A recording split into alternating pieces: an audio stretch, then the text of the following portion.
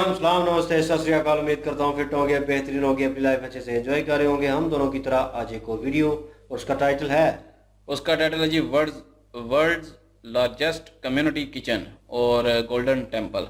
और यहाँ पे तकरीबन उन्हें लिखा हुआ है कि 1 लाख लोग जो है ना वहाँ यहाँ पे खाना खाते हैं डेली। और अभी देखते हैं वीडियो में क्या है और बाकी बातें बाद में करेंगे। वीडियो का ओरिजिनल लिंक डिस्क्रिप्शन में मौजूद होगा, लाजमी उनको सपोर्ट करें और हमें भी सपोर्ट करें। मेरा नाम है राणा मोहम्मद अली और मेरे साथ हैं लेट्स स्टार्ट। एक बार जब राजा अकबर सिख धर्म के तीसरे गुरु गुरु अमरदास जी को मिलने गए थे, तब उन्हें गुरु को मिलने से पहले आम लोगों के साथ बैठकर लंगर खाने के लिए कहा गया था, क्योंकि लंगर सिख धर्म का एक बहुत ही महत्वपूर्ण हिस्सा होता है, जिसमें गुरुद्वारे में आने वाले हर इंसान को खाना खिलाया जाता है, और फिर चाहे वो सिख हो या ना हो। लेकिन इस ट्रेडिशन की शुरुआत, क्या आपको पता है, सिर्फ 20 रुपए और चंद वॉलंटियर्स से हुई थी। और आज की तारीख में इसी लंगर के कारण अमृतसर का फेमस गोल्डन टेम्पल दुनिया के सबसे बड़े कम्युनिटी किचन के नाम से जाना जाता है, क्योंकि यहाँ पर बनने वाला लंगर रोज वहां पर आने वाले 1 लाख से भी ज्यादा लोगों का पेट भरता है। जी हाँ, सही सुना आपने, 1 लाख से भी ज्यादा लोग, जिनको खाना खिलाने में पूरे 100 गैस के सिलेंडर्स यूज होते हैं और 1500 से 2000 किलो की तो बस दाल ही लग जाती है। तो क्या लगता है आपको, कुल मिलाकर रोज कितने किलो का खाना यहाँ पर बनता होगा? और 1 लाख लोगों को रोजाना खाना खिलाने में एक दिन का खर्चा कितना होता होगा? क्योंकि ऑब्वियसली इन सारे लोगों को फ्री में खाना खिलाया जाता है और गुरुद्वारे में एंट्री की भी कोई फीस नहीं होती, तो फिर इतने सारे लोगों को खिलाने का खर्चा कौन उठाता होगा? अच्छा सवाल। हेलो फ्रेंड्स, मैं हूं गौरव और आज इन्हीं सारे सवालों का जवाब देंगे हम in our today's wonderful video titled how the world's largest community kitchen feeds 1 lakh people daily at Golden temple.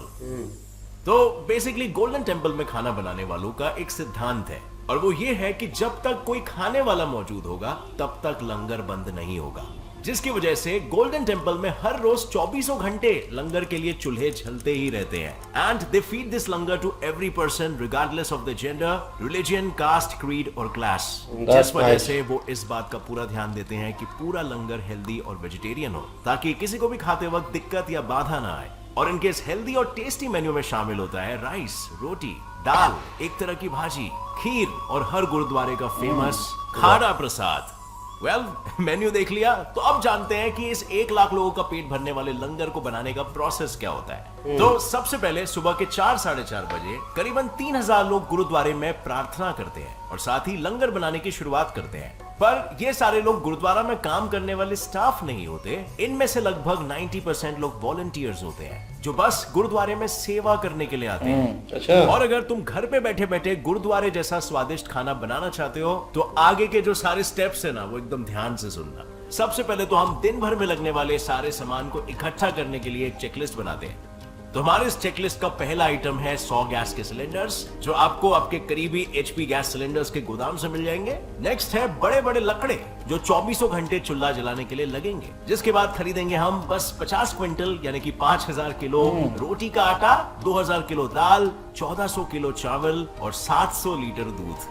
और गलती से भी ये लिस्ट चौराहे वाले किराने के दुकान में मत देना, वो पूरे महीने में भी इतना राशन नहीं बनाता होगा, इसीलिए सीधा जाके फैक्ट्री से सब उठाना पड़ेगा। और उसके बाद पड़ोस के ताऊजी के खेत से लेकर आना 365 किलोग्राम कांदा, और MDH वाले चाचा से डायरेक्ट डील करके फैक्ट्री से उठा लाओ। और चेकलिस्ट में आखिरी चीज टिक करने के लिए हम खर्च करेंगे 3.7 लाख रुपीस देसी घी के लिए। और उसी के साथ चेकलिस्ट में हर एक आइटम हो चुका है चेक, तो अब बढ़ेंगे खाना बनाने की ओर, जिसकी शुरुआत सबसे पहले होती है रोटियां बनाने से, जो आधी वहां पर काम करने वाले वॉलंटियर्स बेलते हैं और आधी रोटियां बेली जाती है इस बड़े से ऑटोमेटिक रोटी मेकर मशीन में। और इस मशीन के और वॉलंटियर्स की मेहनत की वजह से 1 घंटे में टोटल 11,000 रोटियां बनके एकदम तैयार हो जाती है, जिसके कारण हर वक्त लंगर खाने वाले लोगों को गर्मा गर्म रोटियां खाने मिलती है। अब नेक्स्ट है, बढ़ते हैं दाल बनाने की ओर, जिसको बनाने के लिए तुम्हारे घर का बाट टब भी छोटा पड़ जाएगा, क्योंकि यहाँ पर दाल को एक ऐसे बड़े से स्विमिंग पूल जैसे पतीले में बनाया जाता है, जिसमें एक बार में करीब 100 से 400 किलो दाल बनाई जाती है। इसको बनाने में पूरे 3 से 4 घंटे लग जाते हैं, और करीबन 100 किलो दाल बनाने के लिए 25 किलो ऑनियन, 10 किलो देसी ghee, 4 kilo chilli, 4 kilo spices, 1.5 kilo हल्दी, 5 किलो तेल लगता है। मेरे तो नहीं है, इसीलिए पूछ रहा था। एनीवे, इतना सब खाना देखकर अब तो मुझे भी भूख लगने लग गई है, तो चलिए चलते हैं गोल्डन टेम्पल के लंगर हॉल्स में। वैसे तो पहले गोल्डन टेम्पल में बस एक ही लंगर हॉल हुआ करता था, लेकिन जैसे जैसे वहां पर आने वाले लोगों की संख्या बढ़ गई, उन्हें लंगर के लिए एक और एक हॉल बनवाना पड़ गया। इन हॉल्स में गोल्डन टेम्पल विजिट करने वाला हर इंसान साथ में खाना खाने के लिए बैठता है, बिना किसी भी भेदभाव के।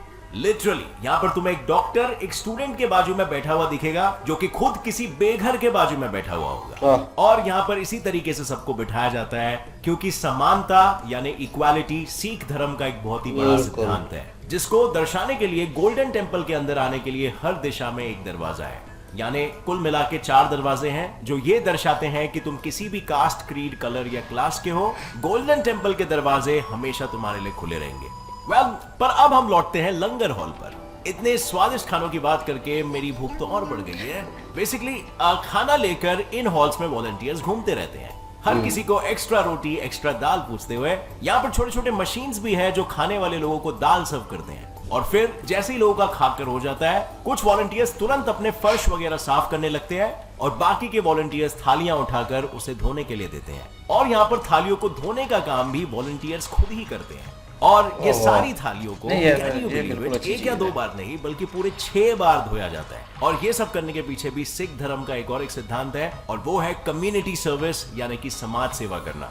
सो फ्रेंड्स, अभी खा के तो हो गया, अब सवाल ये आता है कि इतने लोगों को फ्री में खाना खिलाना कितना महंगा हो जाता रहेगा, और इतने सारे पैसे आते कहां से हैं? तो इसका जवाब ये है, इतने लोगों को हर साल फ्री में खाना खिलाने में पूरे 30 करोड़ रुपए लगते हैं, और ये सारे पैसे गोल्डन टेम्पल को आते हैं डोनेशन से।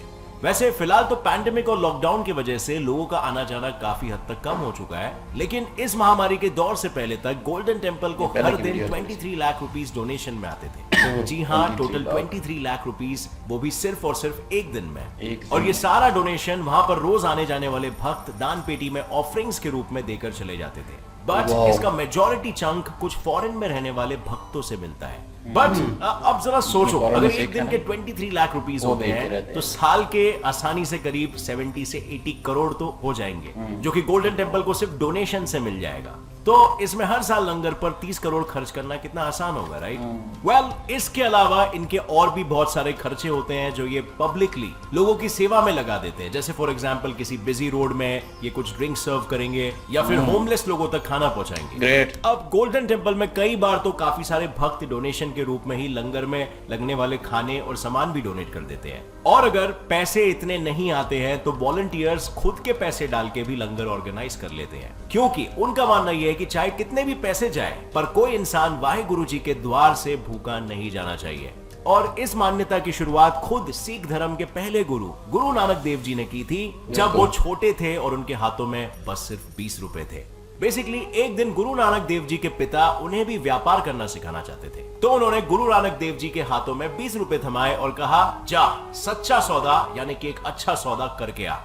अब गुरु नानक देव जी सच्चा सौदा करने निकल तो गए थे, लेकिन रास्ते में उनकी मुलाकात कुछ गरीब लोगों से हो गई, जिन्होंने काफी दिनों से कुछ नहीं खाया था। और उन्हें देखते ही गुरु नानक देव जी दुकान में गए और बहुत सारा अनाज लेकर आ गए, जिससे उन्होंने खुद खाना बनाया और उन लोगों को अपने हाथों से सिंपल लेकिन बहुत ही हेल्दी खाना परोसा। पर उसके बाद जब वो घर लौटे, तब उनके खाली हाथों को देखकर उनके पिता गुस्सा हो गए और उन्होंने पूछा कि पैसे तो खर्च कर दिए, पर प्रॉफिट कहाँ है? तब गुरु नानक देव जी ने जो कहा, उन्होंने ये कहा कि अपने लिए कुछ हासिल करने के इरादे के बिना जब तुम किसी की सेवा करते हो, वो असली प्रॉफिट होता है। और बस इसी के साथ लंगर सिख धर्म का एक बहुत ही महत्वपूर्ण हिस्सा बन गया और हर गुरुद्वारे में लंगर मिलना शुरू हो गया। पर सिर्फ गुरुद्वारे में ही नहीं, उनका मानना यह है कि जहां कहीं पे भी सिख मौजूद हो, वहां कोई भी भूखे पेट नहीं सोएगा। इसीलिए दुनिया भर के कई शहरों में और देशों में रोज लंगर लगते हैं। जैसे कि ब्रिटिश कोलंबिया में जो गुरु नानक फ्री लंगर ग्रुप है, वो गुरुद्वारे में लंगर रखने के साथ साथ मुसीबत में फंसे हुए लोगों को और प्राइमरी स्कूल्स में बच्चों को भी खाना बांटते हैं। और ओंटारियो में तो लंगर सेवा ग्रुप एक स्टेप आगे जाकर डायरेक्टली जरूरतमंद लोगों के घरों तक लंगर पहुंचा रही है। लिटरली कोई भी कॉल करके मदद के लिए पूछ सकता है। तो हुई लंगर पहुंचाने तक की बात, लेकिन अल्बर्टा में तो कर्मा ग्रो ग्रुप एक ऑर्गेनिक गार्डन बना रही है, जहां पर उगने वाली ऑर्गेनिक सब्जियां लंगर में यूज तो हो ही रही है, पर साथ ही दूसरे खाना बांटने वाले ग्रुप्स और जिनको जरूरत है, वो सभी भी इस गार्डन की सब्जियां लेकर जा सकते हैं। यहाँ तक कि यूके के भी 2 सिख ग्रुप्स को अपने इसी निस्वार्थ सेवा के कारण उन्हें क्वींस अवार्ड भी दिया गया है। और इसी तरह सिख प्रेस एसोसिएशन के अनुसार ये सारे छोटे छोटे ग्रुप्स मिलकर रोज दुनिया भर में पूरे 70 लाख से भी ज्यादा लोगों को खाना खिलाते हैं। और इसी पैंडेमिक के दौरान भी जहाँ दुनिया में सब कुछ बंद था, सारे मंदिरों के दरवाजों पर ताले लगे थे, तब सिर्फ गोल्डन टेम्पल ने अपने दरवाजे हमेशा खुले ही रखे। लेकिन वहां पर आने वाले लोगों की गिनती ऑफ कोर्स 1 लाख से घटकर सीधा 25,000 पर गिर गई थी। और 23 लाख के डोनेशन की जगह पर अब डोनेशन सिर्फ 10 से 20,000 जितने ही आ रहे थे। फिर भी कई गुरुद्वारों ने कोविड से जूझ रहे लोगों की मदद करने में कोई कमी नहीं महसूस होने दी। कई ग्रुप्स और गुरुद्वारों ने लॉकडाउन खुलते ही लंगर शुरू कर दिया था और खाना जगह जगह पर जाके बांटना भी। यहाँ तक कि जो कोविड पेशेंट्स खुद खाना नहीं बना सकते थे, काफी सारे ग्रुप्स उन्हें भी खाना देने जाते थे। और अभी जब लॉकडाउन जैसे ही धीरे धीरे खुल रहा है, भक्तों की संख्या और भी बढ़ती जा रही है। और जल्द ही फिर से एक बार गोल्डन टेम्पल दुनिया का सबसे बड़ा कम्युनिटी किचन बन जाएगा, which will feed at least 1 lakh plus people daily। अब फ्रेंड्स, क्या आप कभी भी अमृतसर गए हो गोल्डन टेम्पल, या फिर आपने कभी भी किसी लंगर में खाना खाया? अगर खाया तो खाने का टेस्ट कैसा होता है वो तो एटलीस्ट बताना। आई नो बहुत ही टेस्टी होता है, but I want to know your experience as well. With that said, इस वीडियो से कुछ भी नया सीखने मिला तो एक लाइक जरूर ठोकना। मेरे channel gets it like fact को भी सब्सक्राइब कर लो और नोटिफिकेशन बेल ऑन करके ऑल का ऑप्शन सिलेक्ट कर लेना, ताकि ऐसे इंफॉर्मेटिव और इंटरेस्टिंग वीडियोस आप तक सबसे पहले पहुंच सके और आपका नॉलेज बढ़ा सके। As always, stay curious, keep learning and keep growing. Jai Hind. बाकी जी, गुरुद्वारे में जो गोल्डन टेम्पल का गुरुद्वारा है वहाँ पे ये सारा कुछ होता है और दुनिया का सबसे बड़ा किचन है वो, इसमें कोई शक नहीं है। और इतने लोग वहाँ पे खाना फ्री खाते हैं और लोग जो है वो अपने खुद से वहाँ पे सेवा भी करते हैं, मतलब वो खुद से ही सारे काम करते हैं। कोई ये नहीं है कि किसी को मुलाजमत दी हो, खुद ही जाते हैं, खुद ही सारा कुछ करते हैं। और एक किस्म का मन्नत के हिसाब से भी वो वहाँ पे ऐसे काम करते हैं। अगर मेरे ये एक चीज़ पूरी हो गई, ये मन्नत मानते होते हैं ना कि 7 दिन या 1 महीना वहाँ पे मैं सेवा करूँगी या करूँगा, तो वहाँ पे जो है ना फिर वो जितने भी लोग होते हैं फिर वो जाकर सेवा भी करते हैं और एक स्वाब की नीयत से सारा कुछ करते हैं, एक नेक नियति की तरह, और लोगों को खाना सर्व भी करते हैं। तो ये एक चीज़ अच्छी है कि वो इतना सारा कुछ दे रहे हैं, पेट भर रहे हैं, इसमें कोई शक नहीं है। सिख मज़हब की ये बात मुझे सबसे ज़्यादा अच्छी लगती है कि वो बग़ैर कोई तफरीक किए कि ये हिंदू है, मुस्लिम है, सिख है, क्रिश्चियन है, किसी कोई भी नहीं देखते। वो सिर्फ देखते हैं कि ये इंसान है और भूखा है तो उसको खाना ज़रूर खिलाते हैं, उसकी हेल्प करते हैं। तो ये चीज़ मुझे बहुत अच्छी लगती है और ये मेरे ख्याल से हर कम्युनिटी में होनी चाहिए, हर जगह होना चाहिए ये सारा कुछ। और कुछ हिंदू टेम्पल भी हैं, वहाँ पे भी मेरे ख्याल में देते हैं, क्योंकि पहले भी हमने एक वीडियो ऐसी की थी तो उसमें भी कमेंट्स आए थे कि हिंदू टेम्पल में भी ये सारा खाना वगैरह दिया जाता है। तो इस तरह फिर मुसलमानों ने किया कि हमारे इधर फलानी दरगाह पे जो है वो ये ऐसे होता है खाना वगैरह, तो ऐसे होता है। लेकिन मैं कहता हूँ कि ये जैसे ये बाहर जाके भी सबको खाना देते हैं ना, टेम्पल से निकल के भी गरीबों को। और ये वीडियो वैसे तब की है जब से मतलब वो था कोरोना, तो लेकिन अभी जो है वो अभी तो ओपन हो चुका है। और वैसे गोल्डन टेम्पल जो है ना वो बहुत खूबसूरत है और दिखने में भी बड़ा प्यारा है, व्यू भी बड़ा अच्छा है उसका, और बाकी वहाँ पे लोग भी इतने आते हैं और खाना भी खाते हैं। ये बड़ी अच्छी बात है और मज़ा आया वीडियो देख के, एंजॉय किया और थोड़ी बहुत जानकारी मिली है कि कैसे कैसे आते हैं, कहाँ से चीज़ें आती हैं, कहाँ से डोनेशन आती है, कितना खर्चा आता है, ये सारी इन्फॉर्मेशन भाई साहब ने दी है। Well done. मैं कहूँगा इंक्लूड करूँगा बात, मेरे दोस्त हैं वो मुल्तान के हैं और वो अपने मेडिकल के लिए ट्रैवल करते हैं और अक्सर ट्रैवल करते हैं। उन्होंने यहाँ पे फ़ोटोज़ बनाई हुई है, वीडियोस बनाई हुई है और यकीन माने वो उन्होंने वीडियो बड़ी क्लोजली उस चीज़ को ऑब्ज़र्व किया है। और मेरी इस सिलसिले में बात हुई थी कि यार वो वहाँ पे माहौल जो है, अब लोगों से इंटरेक्ट हुए हैं, माहौल कैसा है, लोगों का रवैया कैसा है और क्या फील हुआ है वहाँ पे जाके। तो उन्होंने वो स्टार्टिंग में बात की तो वही मुझे बड़ी अच्छी लगी कि यार वो मैंने अक्सर वीडियो में भी देखा, मुझे लगता था कि यार ये एक वीडियो के थ्रू दिखाया गया, मूवी के लिए किया गया। वो स्टार्टिंग में जब इंटर होते हो आप तो आप पानी में पाँव रखते हो, तो पानी चल रहा है, चलता हुआ पानी, उसमें आपने पाँव रखने हैं वो साफ करने के लिए। उसके बाद आपने, वो कहते हैं जब ट्रैवल करते हुए पहले पाँव पानी में रखे, उसके बाद ट्रैवल किया, तो वहीं से पता चल जाता है आपके रिलीजन का कि वो कितना पोलाइट होगा, कितना साफ सुथरा होगा और कैसा माहौल होगा और सफाई का पता चल जाता है ना। तो वो ऑटोमेटिकली एक फील आता है। तो कहते मेरी तबीयत ठीक नहीं थी, लेकिन यह है कि मुझे बहुत अच्छा फील हो रहा था और टाइम कम था, लेकिन मेरा दिल कर रहा था कि वहाँ पे मैं बैठूं यार। उस वो जो वहाँ पे माहौल चल रहा है ना, वो खामोशी का और थोड़ा सन्नाटा महसूस हो रहा था उस वक़्त, वो मुझे फील हो रहा था, वो मुझे अच्छा लग रहा था। और उसके बाद कुछ सिख पाजी थे जो उनके साथ ही थे, तो उनको मतलब एज अ गाइड जो है वो गाइड कर, दोस्त यार थे फेसबुक पे, तो वो भी उनको इंफॉर्मेशन दे रहे थे, गाइड कर रहे थे एक तरह से कि इनका ये मोल है, इनका ये हिसाब है। तो कुछ डिटेल जो हमें नहीं पता थी वो इस वीडियो में हमें बिल्कुल। पता चली है। और देख के यकीन मानो शौक लगा, क्योंकि सवाल मेरे जहन में भी घूमता है कि यार इतना अगर खाना खिला रहे हैं, इतना खर्चा हो रहा है, तो खाली वो खाने का वो किस तरह लवाजमात कहाँ से स्टार्ट होते हैं, और लकड़ी है, गैस है, फिर उनका वो सारे लवाजमात वो चीज़ों का उन्होंने एक मेन्यू बना के रखा, फिर उसका टोटल जो अखराजात है उन्होंने बताया 23 लाख का मेरे ख्याल में बताया है। 23 लाख क्या? वो जो खर्चा है, जो 30 करोड़ सालाना? सालाना जो है, मंथली जो है, नहीं, मंथली डेली। डेली का नहीं उन्होंने बताया, लेकिन ये उन्होंने बताया कि 30 करोड़ सालाना मतलब खर्चा आता है, और डोनेशन जो है वो 23 लाख मंथ सॉरी दिन की आती है, दिन वो की। सालाना बन जाती है 70 से 80 करोड़। तो लेकिन लोग हेल्प आउट कर रहे हैं और कोशिश करते हैं कि ये चीज़ जो है वो जारी रहे। और सिख बरादरी जो है वो बड़ी पोलाइट है, और मैं कहूँगा अपना अपना रिलीजन जो होता है ना, वो उसमें वो कोई ना कोई खासियत होती है। और इस रिलीजन में वाकई खासियत है कि ये बड़े जीदार से हैं और आपके साथ घुलने मिलने वाले।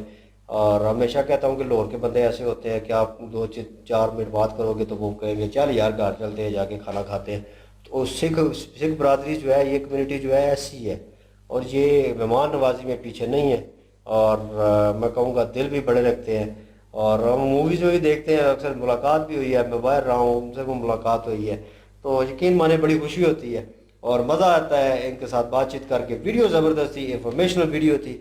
और मैं उम्मीद करता हूँ आने वाला वक्त जो है इससे भी और ज़्यादा लोग आएँ वहाँ पे, और ये रौनकें जो है, ये चीज़ जो है ये बहाल रहे। और रिलीजन कोई भी हो उसको बुरा नहीं कहना चाहिए। मैसेज यही है एट द एंड हम देंगे कि अपनी जगह सब ठीक है, और आप जिनको फॉलो करते हैं ये आपके अकीदे पे डिपेंड करता है, और बुरा नहीं कहना चाहिए किसी को। बाकी ये है कि बिल्कुल, आप वीडियो जिसको फॉलो करते हैं करते रहें। बिल्कुल। और वीडियो ज़बरदस्त थी, इंजॉयबल वीडियो थी और इंफॉर्मेशनल वीडियो थी, इंजॉय बिल्कुल। किया। आई होप ये वीडियो आप लोगों ने एंजॉय की होगी। हम लोगों के साथ अगर एंजॉय की तो प्लीज़ वीडियो को लाइक करें, शेयर करें, लाइक ठोकें, शेयर करें। और इनके चैनल के इनके वीडियो की ओरिजिनल लिंक जो है वो भी डिस्क्रिप्शन में मौजूद होगी, जाएँ विजिट करें, चेक करें, सपोर्ट करें। इंशाल्लाह मिलते हैं नेक्स्ट वीडियो में। अपना ख्याल रखिएगा, दुआ में याद रखिएगा। तब तक के लिए अल्लाह हाफिज़। पीस।